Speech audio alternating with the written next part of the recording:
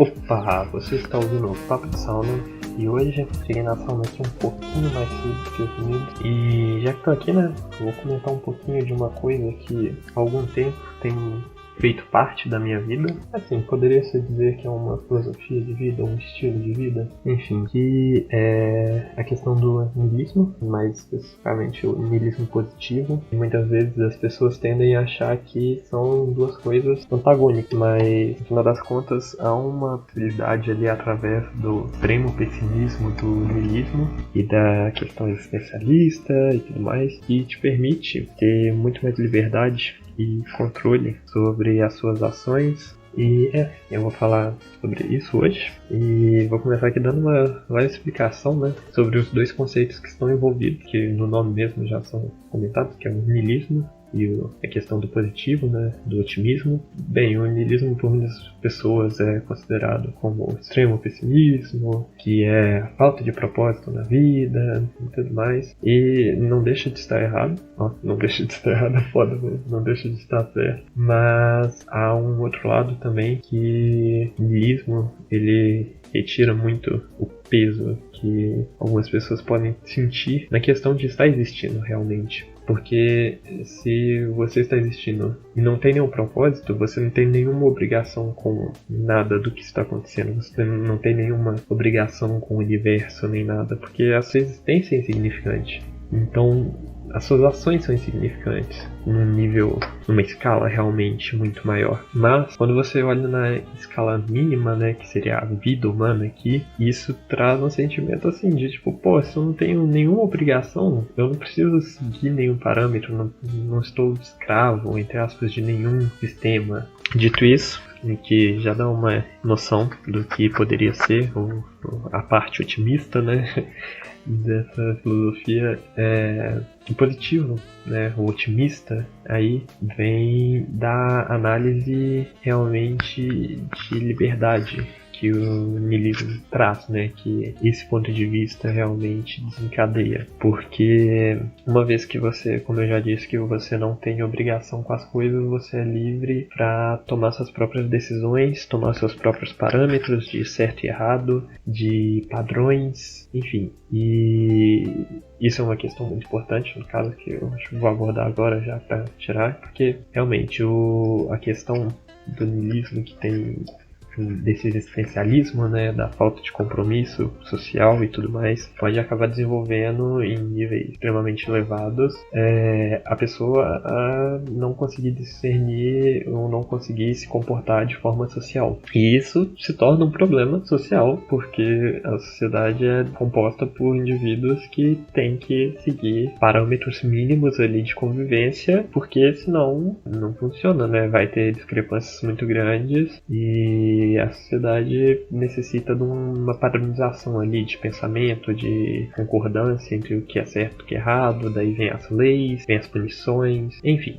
Então, assim, é uma filosofia que exige cuidado para ser tomada. E, dito isso, uma coisa muito importante também é a questão da consciência, das ações conscientes, da consciência no que você consome, da consciência no que você faz, no que você come. Tudo bem que comer é consumir, mas enfim, entenderam? E isso traz um viés assim extremamente importante, que é a intenção e a vontade nas coisas que você faz, porque muitas das vezes o niilismo, né, o niilismo bruto, ele é muito ligado com a falta de vontade. A vontade é um mecanismo que movimenta o ser humano, que impulsiona, porque se você não tem vontade de fazer nada, você não vai fazer nada. E a sociedade precisa que os indivíduos façam alguma coisa para que ela funcione. Então, por isso que a igreja vem com ideais de trabalho, de recompensa por trabalho, porque senão ninguém faz nada.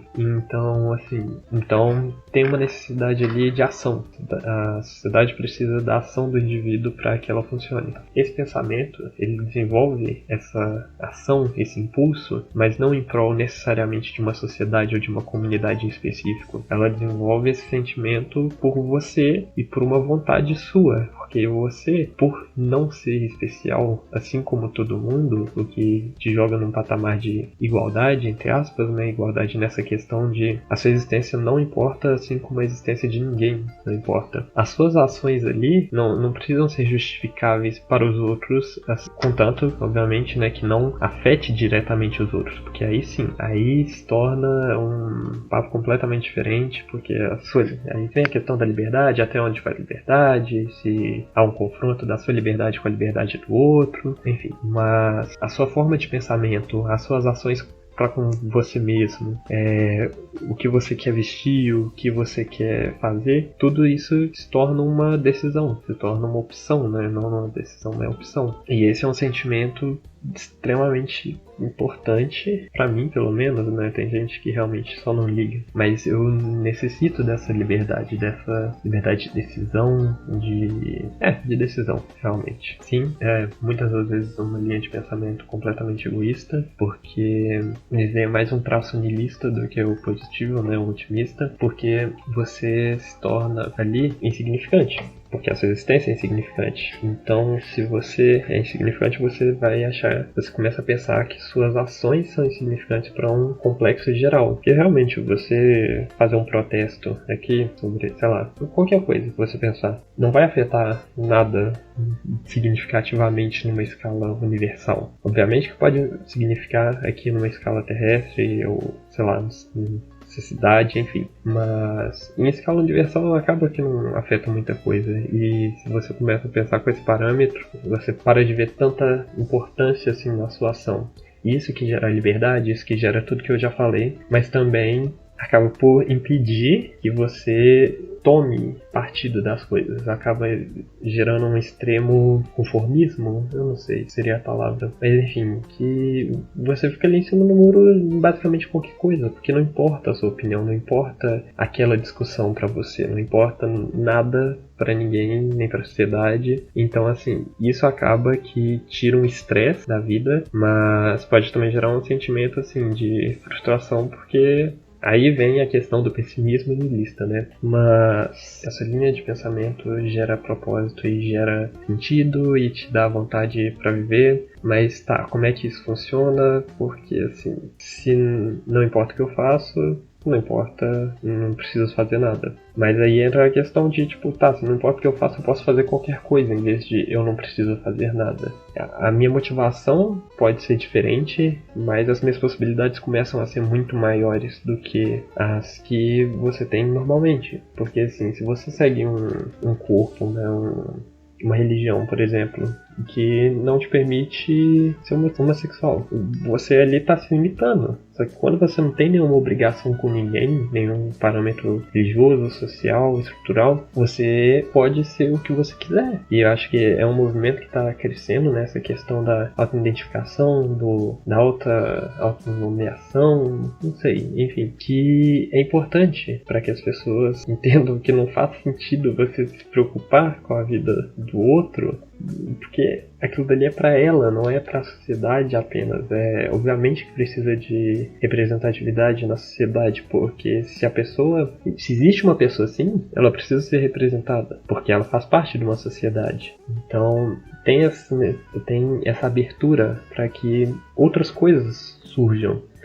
E tem a questão do pensamento, eu não vou lembrar do filósofo que fala, mas que aponta o niilismo como uma etapa, um niilismo positivo, né? Porque se for um niilismo complexo, sei lá, enfim, se for o niilismo na sua base, que existem, assim, poucas opções em questão de... Tem um filósofo que fala que essa questão do niilismo é uma etapa, e tem um outro que complementa essa ideia, né? Que é a questão do absurdo, que você percebe no momento que você percebe que a sua existência é absurda, que não faz sentido, você tem duas etapas, né? Você tem duas possibilidades, que é o suicídio ou a reforma. Você muda a sua forma de viver, que é o caso do niilismo positivo. Você se torna mais autônomo, mais independente e dá muito mais propósito para sua vida, por conta dessa questão de consciência sobre a sua ação. E isso daí gera um ponto também que é a culpabilidade, mas primeiro eu vou encerrar o pensamento aqui em relação ao niilismo ser uma etapa, porque tendo essa etapa niilista, esse filósofo ele defendia que o mundo ia passar por um processo niilista, onde as pessoas iam perder a fé, perder todas as questões, esses realmente aparatos sociais que limitam a vida, as pessoas iam perder a fé nisso, iam parar de se importar, e isso não necessariamente é uma coisa ruim, porque a menos que ocorra um suicídio geral, na unidade vem logo após a fase da reconstrução realmente, onde os parâmetros, os conceitos são construídos de novo, mas de uma forma mais atual, mais contextual, mais consciente, não necessariamente porque uma massa de pessoas poderosas falaram que é aquilo, mas se renova como uma coisa que tem mais sentido, mais propósito ali dentro de uma forma geral e gera um sentimento de comunidade muito mais potente também, querendo ou não. Daí é só uma especulação, é uma ideia que eu gosto de pensar também, porque acaba que nesse estilo de vida, né, na filosofia, você perde muito essa questão da perspectiva para o futuro, porque gera uma sensação de imobilidade, que nada vai mudar, porque a ação de ninguém importa e vai continuar tudo na mesma, enfim. Então é importante ter um ponto de vista que analise um pouco mais à frente, porque também você pode acabar se prendendo muito ali no presente e falar que nada vai pra frente, enfim. Então é interessante desenvolver também um pensamento de futuro. Mas a questão da culpabilidade nesse meio, você se torna culpado de tudo que você faz. Não existe um capeta te tentando, não existe um espírito te possuindo. Você fez a ação por determinado motivo. Mas você fez a ação, não foi outra pessoa. Uma outra pessoa pode ter te induzido, pode ter te ameaçado. Mas aí tem que olhar, aí vai para um caso jurídico para ver se realmente foi a sua intenção. Mas a ação é sua, a culpa é sua. E você assumindo essa culpa, você se torna responsável, você se torna consciente do que você faz. Porque eu não vou dar uma desculpa porque eu comi um biscoito a mais. Eu comi um biscoito a mais e é isso. Eu gritei com alguém e é isso. Eu gritei, pô, e eu quero continuar fazendo isso. Se sim, você continua. Talvez não seja o ideal. Às vezes você pode ter uma punição por conta disso, porque querendo ou não a gente vive em sociedade, mas você tem a liberdade para decidir. Então realmente tem essa questão da culpa, ela ser uma coisa presente realmente. E o último ponto, eu já comentei, de ser um ponto de vista extremamente egoísta, mas é um ponto de vista egoísta que, ao meu ver, né, o egoísmo é o primeiro passo para você gerar um sentimento real por alguém. Porque se você entende as suas necessidades e que todas as suas ações são egoístas, porque você sempre faz por você participar, você tem ali uma intenção e sempre você vai colocar essa sua intenção primeiro, seja para salvar alguém, você não está pensando na pessoa, você está pensando na sua ação, nos benefícios que isso vai acontecer, não necessariamente por interesse material, enfim, é um egoísmo onde você quer fazer as coisas para que o mundo continue sendo um lugar que você queira viver. E quando você pensa nisso, quando você encontra pessoas que realmente te fazem bem, você vai agir para que você não perca essas pessoas, para que você não perca contato, para que elas não mudem completamente, para que elas não entrem num beco sem saída, sei lá, comecem a usar droga e se viciem. Você não quer que isso aconteça. Então você começa a realmente desenvolver uma necessidade ali de proteção. Você realmente vai se preocupar com a pessoa, porque ela te faz bem. E o egoísmo nesse sentido não é uma coisa ruim. Você querer ficar bem porque a pessoa te faz bem. Você quer a pessoa bem também, porque se ela tá mal, você vai ficar mal. E aí entra a empatia também, porque não necessariamente o egoísmo exclui a empatia. Mas enfim, isso gera um sentimento que eu entendo como amor, que é realmente a questão de você se preocupar com uma pessoa porque ela te traz um benefício muito grande para sua vida, psicologicamente, fisicamente, seja o que for. É um ponto de vista onde não é descartada as interações, você não se isola do mundo porque nada faz sentido. Você vai olhar o mundo com o olho que você quiser, com a lente que você quiser. Às vezes pode ser completamente ruim esse pensamento, porque se a pessoa estiver num estado onde ela tem inclinações para olhar tudo com um olhar pessimista, isso pode ser extremamente prejudicial, porque ela vai ver o mundo como um lugar sem esperança, sem